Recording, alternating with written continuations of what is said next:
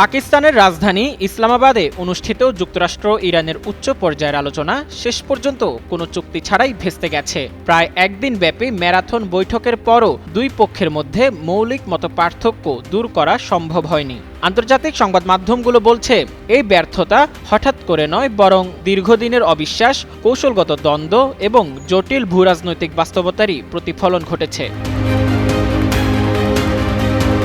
এদিকে ইসলামাবাদে প্রথম দফায় আলোচনা ব্যর্থ হওয়ার পর পাকিস্তানের মধ্যস্থতায় তেহরান ও ওয়াশিংটনের মধ্যে এখনও বার্তা আদান প্রদান অব্যাহত আছে বলে জানিয়েছেন ইরানের পররাষ্ট্র মন্ত্রণালয়ের মুখপাত্র ইসমাইল বাঘাই।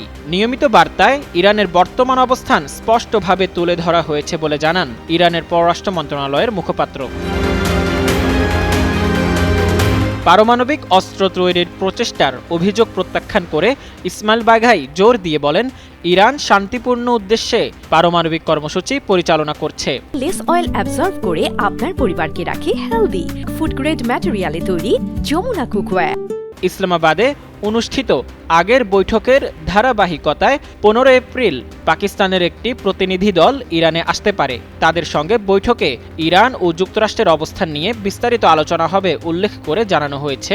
এক্ষেত্রে তেহরানকে তার প্রয়োজন পরমাণু সমৃদ্ধিকরণ কর্মসূচি চালিয়ে যেতে দিতে হবে। তবে পরমাণু সমৃদ্ধকরণের ধরন ও মাত্রা নিয়ে আলোচনা হতে পারে, জানিয়েছেন ইরানের পররাষ্ট্র মন্ত্রণালয়ের মুখপাত্র।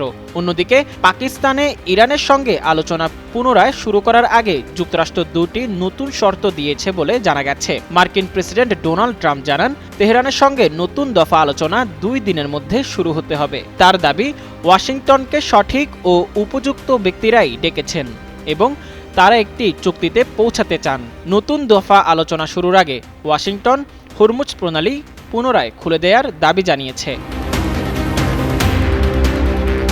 একাধিক আন্তর্জাতিক সংবাদ মাধ্যমের খবর অনুযায়ী যুক্তরাষ্ট্র পারস্পরিকতার অবস্থানে অটল রয়েছে। অর্থাৎ ইরান যদি হরমুজ দিয়ে জাহাজ ও ট্যাঙ্কার চলাচলে বাধা দেয়, তবে তাদের নিজেদের জাহাজ এবং ট্যাঙ্কারগুলোকেও এর মধ্য দিয়ে চলাচল করতে দেয়া হবে না। আলোচনার বিষয়ে যুক্তরাষ্ট্রের আরেকটি শর্ত হলো, যে কোনো চুক্তি চূড়ান্ত করার জন্য ইরানের প্রতিনিধি দলকে অবশ্যই ইসলামী বিপ্লবী গার্ড বাহিনী বা আইআরজিসির কাছ থেকে পূর্ণ কর্তৃত্ব পেতে হবে।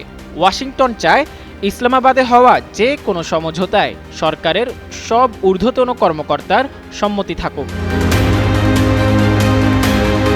প্রথম শান্তি আলোচনা কোনো অগ্রগতি ছাড়াই শেষ হওয়ার কয়েকদিন পর উপসাগরীয় অঞ্চলের যুদ্ধ নিরসনের আলোচনা পুনরায় শুরু করতে যুক্তরাষ্ট্র ও ইরানের আলোচক দল এই সপ্তাহের শেষের দিকে পাকিস্তানে ফিরতে পারে বলে খবর প্রকাশিত হওয়ার পরই শর্তের বিষয়টি সামনে এলো। মোজাম্মেল পায়েল, যুগান্তর নিউজ।